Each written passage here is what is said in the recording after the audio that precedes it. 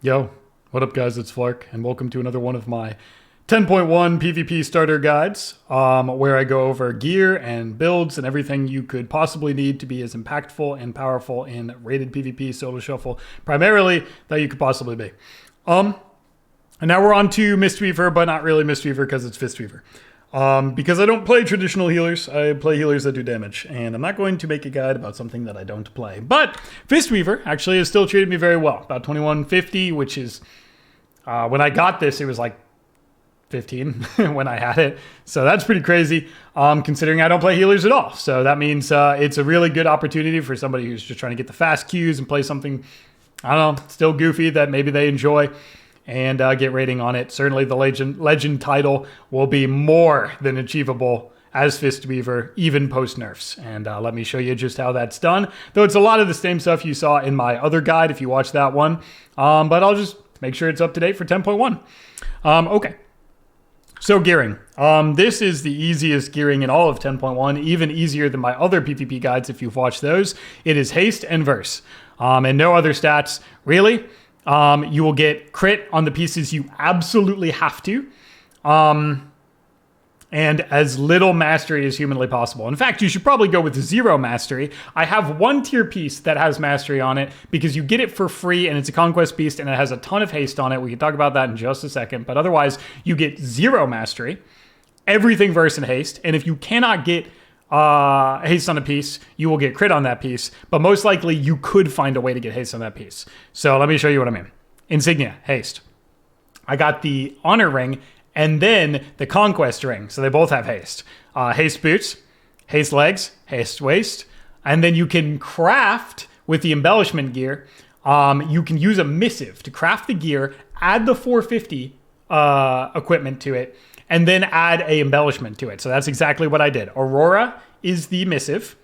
The embellishment, I use determination. Now, this is probably the healing one, healing darts one is probably a little better. I was kind of memeing and just saying, oh, how much damage can I do? It's really not that much. It added another 1% damage. It was just silly. I'm sure if you're CC'd a lot and then you come out and you hit somebody pretty hard, maybe it can make a slightest difference. The healing darts one, I looked at it and it was exactly 1.1% of somebody's healing. So not 0, but certainly not like, oh no, you made the biggest mistake. You could play either. Probably run the healing darts one. What's really important is that you get the 450 item level upgrade and the haste verse, because that's more important than anything else. Those are fantastic stats and really great item level. Of course, 450 is the maximum.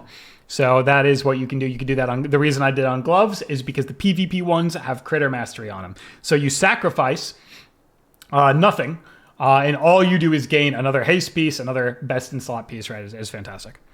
Of haste again, haste again, haste again, haste again, haste again, haste again, haste again. So as you can see, if you do that, what I just told you to do and do it right, you can literally have haste on every single piece.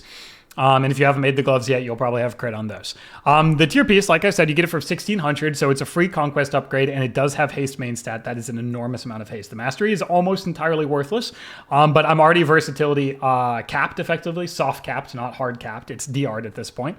So sacrificing a little bit of first for a kind of rough stat mastery, but then a trillion haste, because when you scale this up, it's what, 700? That's fantastic. Was a trade-off that I wanted to make. That said, the 4 set is not that important to you. You can see it just by looking at it. All you do is punch and kick, and this does not say increase punch or kick, so you're good. Like I said, that's it, really. Gearing is so easy. You get an embellishment, probably healing darts, you get haste verse on every single piece, and you don't even need the tier set. I don't think any Fistweavers would ever be running that. Done. That's it. All right, talents. The talents are identical to last season's talents, which means I'm going to go over this pretty quickly too. Is this going to be the shortest YouTube guide I've ever made? Wow. Well, here we go. Here's how you build Fistweaver. In 10.1, which was also 10.0, but if you haven't watched that one yet and you're just starting Fistweaver now, here's how you build it in 10.1. All of the starting stuff is just baked into your kit. You need all this stuff. Life Cocoon, Enveloping Mist, Revival. These are just buttons that you need to have so you can press them. And Thunder Focus, that's another important cooldown.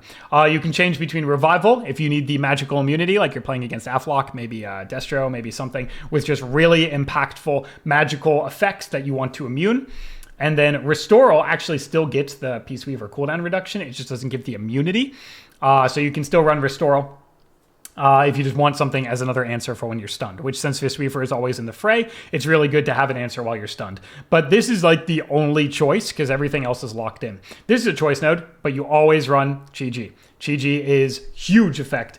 It gives you root immune. It gives you the kicks value. It gives you insta-cast enveloping mist, which are nice. It's just big overall healing, which you can then reduce to a 1 minute cooldown, which you effectively press on cooldown the entire game. Just extra healing, root immunity, snare immunity. Wow, it is incredible.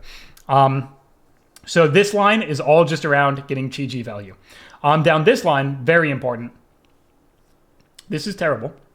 Invigorating Mist, but it is the only way to get something that is absolutely not terrible. First, Healing Elixir, great self-sustain. Second, Rapid Diffusion.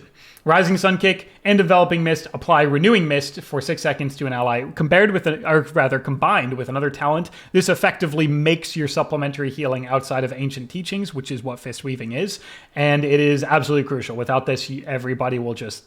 You won't have enough healing to keep people alive. You'll do some you'll do some healing, but it won't be enough. With this and the other combination talent, which is right down here, spoiler, you have enough supplementary healing to still keep people alive. I mean, again, I'm not much of a healer. 2150, which was top 15 when I got it, is still pretty crazy. Okay, so there's that. You go down to Rapid Diffusion. Then you get this left line, reducing revival cooldown from your punches and your kicks, rather. Enveloping Mist healing, which you're going to have a lot of Enveloping Mist, which we'll talk about in just a second. And then more Enveloping Mist healing and duration, which is very valuable. Then Ancient Teachings is Fistweaving. This is when you Essence Font or you Night Feline Stomp ability. That is how you get Ancient Teachings. And then when you punch and kick, it heals people. So that's your core aspect of your class. Then you have the Life Cocoon buffs here. You've got one that effectively makes people near immortal when you have it on them. Huge, tops them instantly and gives you a big shield, and then you just want to reduce the cooldown. Much better than the alternative. Then you get all the Feline Stomp stuff. This is what allows you to put down Feline and punch and kick AoE in it, which heals people for a lot more and also cleaves for a lot more, so it does a decent amount of damage and kills pets pretty well. And just activates your Ancient Teaching, so that's a no-brainer. And then I like Tea of Plenty. Now, I've seen a lot of people use one charge of Secret Infusion, but I like Tea of Plenty because you can get the quick Rising Sun Kick back-to-back if you get some RNG in there, and it happens all the time because you're spending Thunder Focus Tea all the time. You can effectively get 2 non-cooldown kicks, which means you can just Rising Sun Kick into Rising Sun Kick into Rising Sun Kick, which is a lot of damage and healing, obviously. But now, the crux of all of the supplementary healing outside of Fistweaving comes from Misty Peaks and Rising Mist. So, Misty Peaks means Renewing Mist, procs Enveloping Mist. Well, you get Renewing Mist from Enveloping Mist and Rising Sun Kick, which means your Enveloping Mist puts on Renewing Mist, which puts on Enveloping Mist. And your Rising Sun Kick puts on Renewing Mist, which puts on Enveloping Mist. So that allows you to put Enveloping Mist on everybody while still just doing the Fistweave rotation. And finally, Rising Mist extends the duration of those hots by up to 4 seconds, right? So, or actually by 4 seconds up to the 100% of their original duration, which is even longer than that. So what this does effectively is gives you a healing generation all from Fistweaving, right? Because like we said, the Fistweaving procs Enveloping, which procs Renewing, which procs Enveloping, and then they're all extended by the Fistweaving. So you don't really have to sit there and be like, okay, well, when am I going to find time to cast Enveloping? You said this is a Fistweaver build. Nope. I didn't say cast Enveloping unless you have an instant cast from Chi-Ji. I said proc it, right? So you do Fistweaving, it procs Envelopings, which extend, and proc others, all just from Fistweaving. Incredible, right? So let me take a look at my healing breakdown just so you can see what I mean.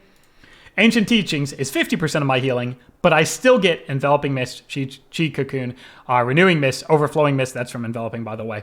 All of these supplementary healing add up to over half your healing. Now, of course, it's crazy how much Fistweaving heals for, and that's because it's a Fistweaving build. But imagine if you just took 30% of it away. People would die. People would just die. Also, I beat my friend Jake Drake in this last solo shuffle. We accidentally queued into each other. Him Evoker and me Mistweaver. And I was punching and kicking with the best of them. Okay, so that's the build, and that's how you play it. Furthermore, the left side is so obvious. You just grab all the damage buffs, grab all the utility, and you are golden. All of these up here are just main abilities like utility, para, short para, big leg sweep is very important, and quick cooldown leg sweep is very important for Fistweaver, because unlike Windwalker, you're not trying to pair leg sweep with really anything. You're just trying to leg sweep them more often, and making the range bigger is really good because catching people in leg sweep is very good. You always have damage, so to speak, so it's always good for people to be stunned because you can beat on them easier, which allows you to heal people. Increasing your healing taken and expel harm healing for self-healing, all very obvious. Chi Wave you don't really do much with. It keeps rogues out of stealth, but there's not really even much of those left. But you kind of need to grab it so you can get expel harm critical healing, which is nice, but what's really nice is, look at that. You and your allies within 10 yards, well, guess what? You're a Fistweaver and you are in the fray. So this is just 8% more healing done. That's all that is. And they even heal themselves for 8% more, which is just, wow. I mean, that is an absolute necessity, and now you see why you go down this line to get that. And then you can have a huge healing buff whenever you get somebody below 35%, allowing you to spike them back up to full and keep them alive. 20% healing for 4 seconds is an enormous amount in PvP, because you could really turn, like if somebody's low, you could actually just completely save them with this talent here. So yeah, you can see why these two right here are worth going down that line for, because they're incredible. Then you have defensives like Diffuse Magic, Dampen Harm, Fortifying Brew, and I make it Super Fortifying Brew because rather than trying to get it back off cooldown, which will almost never happen, solo shuffles go pretty quick, I would rather just make the Fortifying Brew that I will have much more impactful, which is what Iron Shell Brew does. Touch of Death, improved Touch of Death is the only way Touch of Death can be used in PvP. Cheat Torpedo is your big roll with a movement speed increase, which is really nice as Fistweaver because having the stacking movement speed means that you don't just have to use the roll for mobility, you can use the roll for sustained mobility. That's obvious. Fast Feed and Ferocity of Zuen are just damage buffs for your healing. Ring of Peace is a monstrous utility button. You guys know about this. It is peels people off of you. You can knock healers into walls. You can knock casts. You can disrupt Dome. You can disrupt AMZ. The possibilities are endless. And you would never pick Song of Chi-Chi over that, ever. And then you have your port. Fantastic button. That's it. That is literally everything. And like I already mentioned, I told you the entire engine for generating HOTS, but just to show you a little sample opener, you get your Chi-Ji out, you drop your Fey line down, and you just start Tiger Palming for the Blackout Kick, which comes from Teachings of the Monastery. That means Tiger Palm makes your Blackout Kick strike more times. And with Fey line, your Tiger Palm strikes more times. So you can Fey line Tiger Palm, which will give you 2 stacks of the Blackout Kick, and you can Blackout Kick and get 3 Blackout Kicks in a row. If you ever need defensive cooldowns, you have them right here with Life Cocoon and Revival. And if you ever need your own defensives, you have them with Fort Brew, Dampen Harm, and Diffuse Magic. So you would drop that down, drop the Fey line down, and then you would just punch, kick. 1, 2, 3. And here's something crazy, right? I have, oh, I gotta show you that. I have, you could see it because the crazy thing that I was about to say was that I had like 3 Rising Sun Kicks in the opener. I was trying to look for the buff on it, but I got to show you the macro. You don't have to run this, but I do. Thunder Focus T is something you just want to press because, like I said, you're just trying to fish for Rising Sun Kick versions of the Thunder Focus T because then you can kick, kick, kick, right? So Phalanx Stomp is also something you just want to press, right? So if you macro, if you want to save buttons like a 30-year-old man who does stuff the easy way. I see this guide is perfect for people who are trying to play the easy way. You can do Phalanx Stomp and Thunder Focus T because look, when I press it, it just gives me my Thunder Focus T. And look at the cooldown of that. Look at that. That's beautiful, right? So every time you press this, you're going to Phalanx Stomp. But if your Thunder Focus T is up, you're going to also use a Thunder Focus T fishing for Rising Sun Kick hits. And there you go. That's it.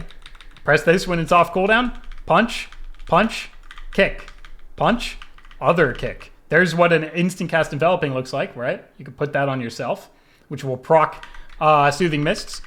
And look, you get another instant. And look at that. Look at all that enveloping and overflowing mist healing. Yeah, and that's it. You punch and kick. That's literally it. That's it. I've done this to 3,100 now. Can you believe that? I don't know if you guys, if I saw that, or I said that in my last Fistweaving video. I don't remember what I was at the time of making it, but 3,100. Yeah. Okay, have fun. See ya.